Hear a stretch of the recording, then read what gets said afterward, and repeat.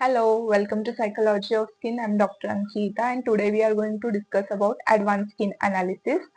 In last video we discussed about skin analysis but it was very superficial, very basic. Today we are going to discuss in detail like professional level analysis.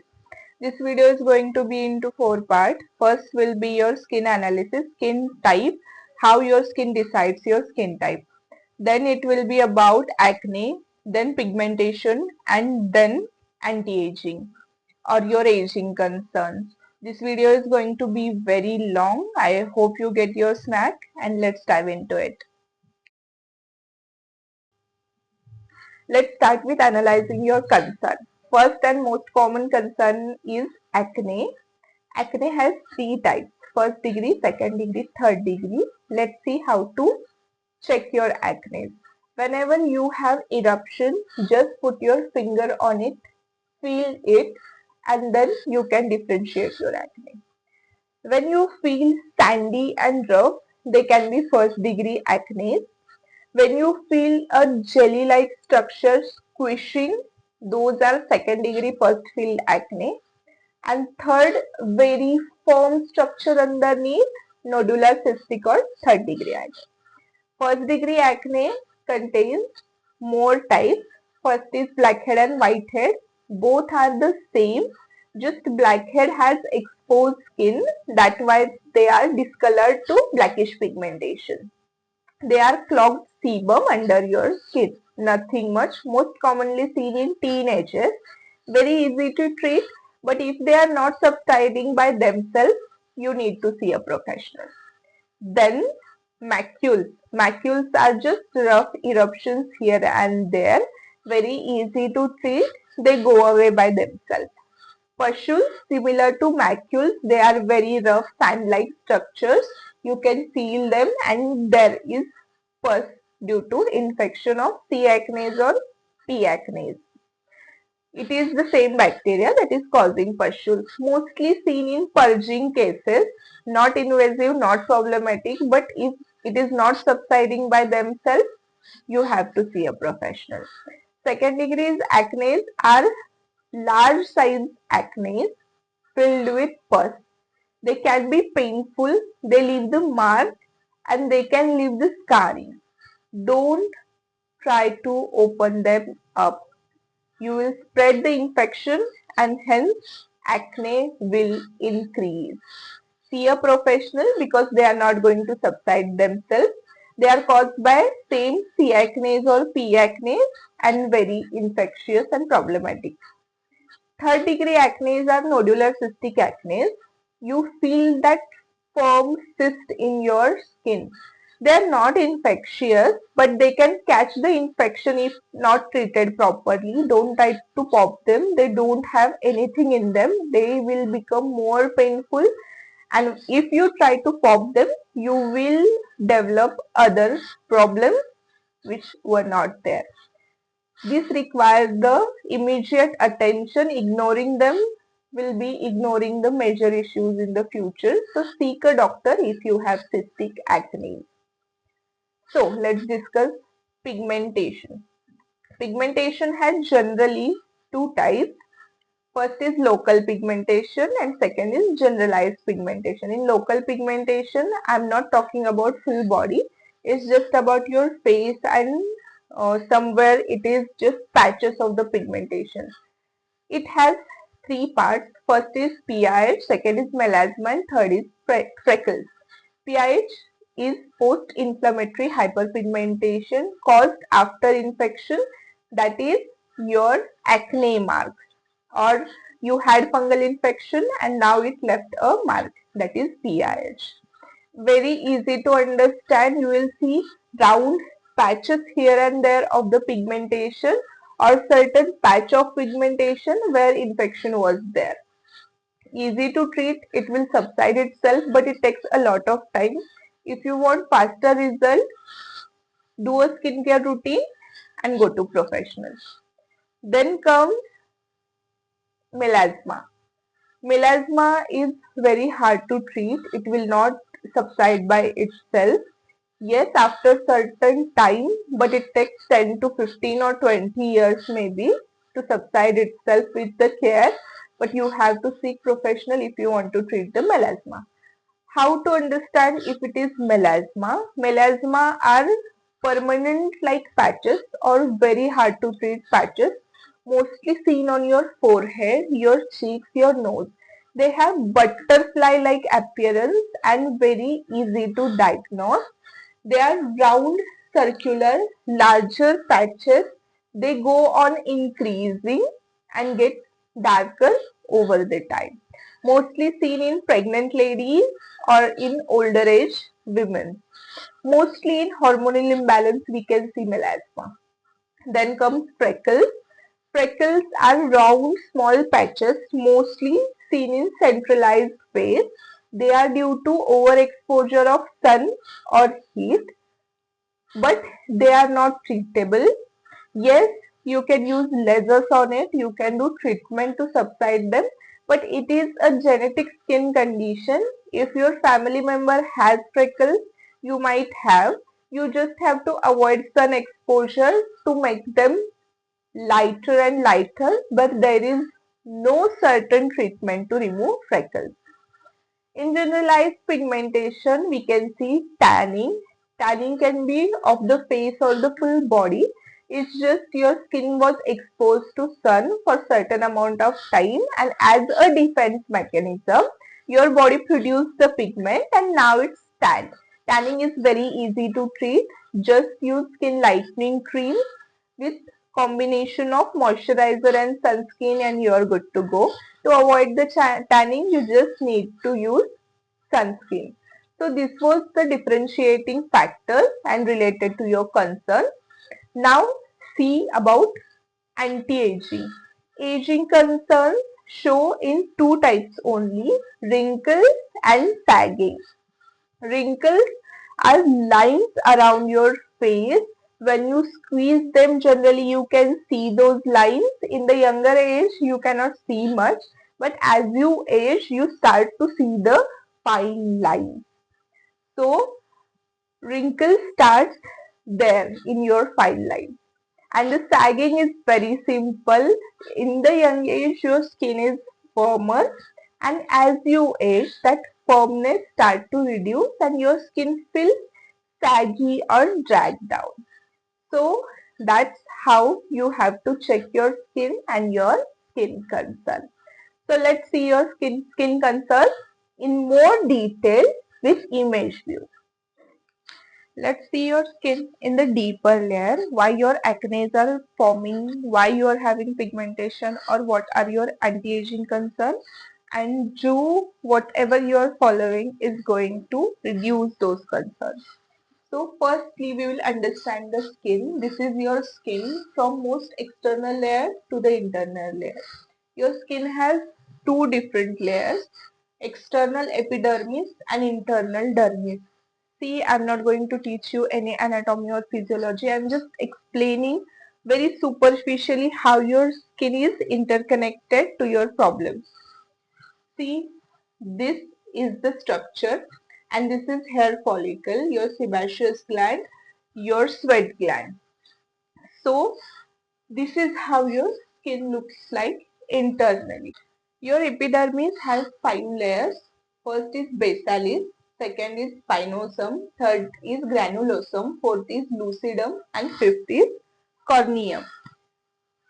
Your basal layer forms your skin cells, that are keratinocytes.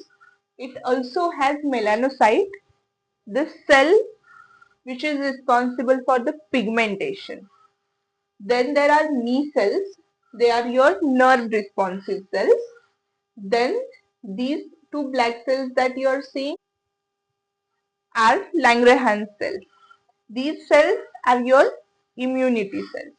So first is your basal layer where keratinocytes are formed. These cells mature, goes up and form your skin layer. Your skin is in layers like a book pages. So this is the structure. In your basal layer, this melanocyte will form pigments and these tentacle-like structures will transfer those pigments to requisite sites. This is second layer, spinosome. As you can see, these cells are now flattening. Here all your growth is taking place, and now it's going to form the third layer, that is granulosome layer. In between granulosome and corneum, it is lucidum layer. This is only seen in your palms and sole, and the corneum layer, which we can call as dead skin layer. Whatever you are going to put onto your skin, you are putting right here, and it's going to get absorbed in between these cells, and the living cells up to the stage 3 are going to absorb that and react to that, and that is how you are going to get your results. And now let's see how your skin type is decided. It's mostly genetic or responsive to your skin treatment or responsive to your atmosphere. See, these are sebaceous glands. Sebaceous glands secrete sebum, a oily substance that creates a coating over your skin and avoids transdermal water loss. That water is given onto your skin by your sweat gland. Whatever excreted through sweat gland gets to help your skin. It contains mostly sodium water and some other excretors. That water balances your skin. Hypoproduction of these two glands will cause dryness of the skin. You are not getting your water from the sweat glands, or you are not producing enough sebum to protect that water from evaporating. So that's how a dry skin gets produced. With the dry skin, as we see, the secretion is less. This portion that we call a pore will get reduced, and you will see minimal appearance of the pore because it is not secreting much. That's why opening is smaller. Let's go to opposite side. When your sebaceous gland produce a lot of sebum, with your sweat gland produces a lot of water, you get the oily type. Due to their excess production, oil gets deposited around here, and that's how your oily skin is formed. When these two glands performing very balancedly, you will have normal skin type. So your skin type is not something you can decide or you can change. Yes, you can manipulate with some products, but you cannot change your basic skin type. Then let's talk about acne. Acne, as we discussed, have three different types. First degree acne, let's see how they are formed. See, this is sebum.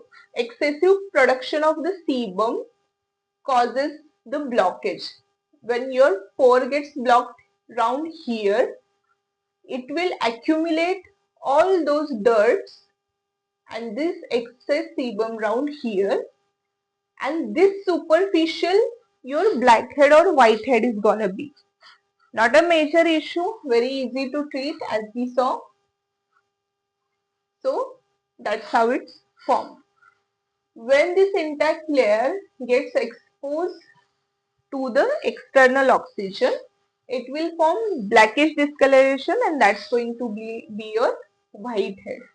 Macules and papules are produced in the similar way, and they are at very superficial layer of your skin, easy to treat and most commonly seen. Just pustule has a little bit elevated formation because of the pus accumulation. Otherwise, there is not major difference. Don't try to pop your pustules, you will spread your infection. Never pop your acne. So that was it.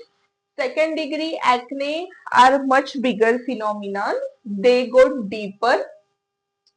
See, where your skin is not intact or your skin barrier is disturbed or you are having much more bacterial exposure, they get under your skin and then they form acne there. I'm going to erase some part of this image to show you how they are formed. I'm wiping it with my hand, don't mind. Okay, let's see how it is formed. This is your follicle. Infectious bacteria got in and they produced inflammatory material here, and now this is how your skin is reacting to it. It will contain your exudate and slowly it will form pus and it will look something like this, and here your pus is going to lie. If you pop this pus will spread and as well as your acne will spread. So second degree acne are problematic. You need to see a physician or a proper doctor to reduce this kind of acne. Mostly seen, as I said, in disturbed skin or not balanced skin. So that was your second degree acne or pussy acne. Third degree acne are cystic acne. They are not formed by any infection. They are response to your inner disturbances like hormonal imbalance, or you are having reaction to certain drugs, that is antibiotic you have taken in the excess, or your body is suffering, or you are very stressed. So how they are formed? These are your blood vessels. They are providing blood to your skin. Whenever you accumulate something in the excess, your skin tries to expel it. They release those excess hormones, they release those substances sometimes onto your skin. So let's assume your hormones are released right here. As we know, for the growth of hair, you will need growth hormone. But what will happen if the growth hormone that you need accumulates in excess?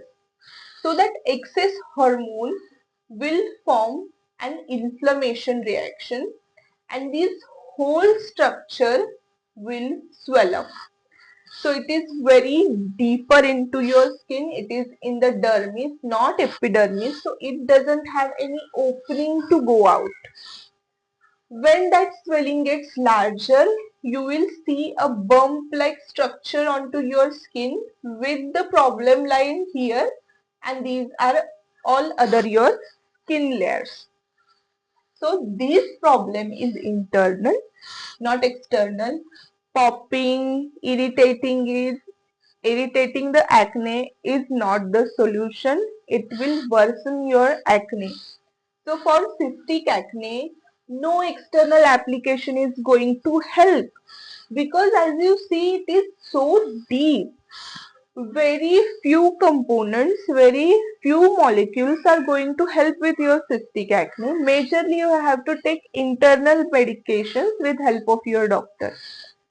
Don't try to meddle with cystic acne. Don't ignore them, because they are suggesting something majorly wrong is going into your body. These acne are mostly seen in jawline areas. This is the most sensitive part of your areas, but sometime in male you can see on the forehead and this area of your skin. So this was all about acne. I hope you understand acne in a better way. It takes a lot of time to heal. So that was all about acne. Now let's see about the pigmentation. Pigmentation is never so deep. Pigmentation majorly is superficial until it is melasma. How? Let's see. So this is your melanocytes. Your melanocyte produces the pigment, and with this structure it provides the pigment onto the keratinocytes or deposits the pigment onto keratinocytes. Let's discuss first pH, how pH is formed. Whenever you have acne over here, they form inflammatory mediators and those trigger the release of your melanin pigment. and that's why it gets deposited on that inflamed area and it gets patchy onto your skin. That patch you're seeing here or here is deeper. That's why healing your PIH needs time. But it heals itself when your acne or inflammation subsides, melanin stops pouring and it stops growth there. So it will not increase after formation, and slowly as your skin ages, your superficial pigmentation will remove itself and your skin will be clearer. PIH is very easy to treat. Then the most easy to treat is your tanning. Tanning is simple phenomena like PIH. When you get exposed to external sunlight, your skin triggers the mechanism of melanocytes. They release the melanin to protect your skin from the harmful effect of UVAs and UVBs.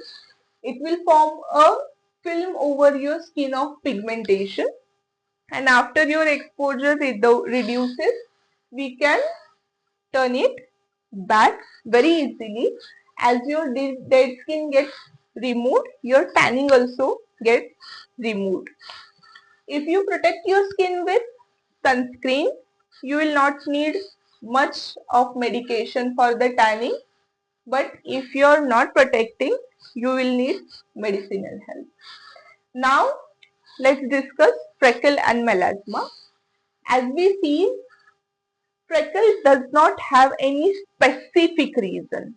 It's just you're exposing to sun too much that your skin has formed pigmented patches in between and they come superficial.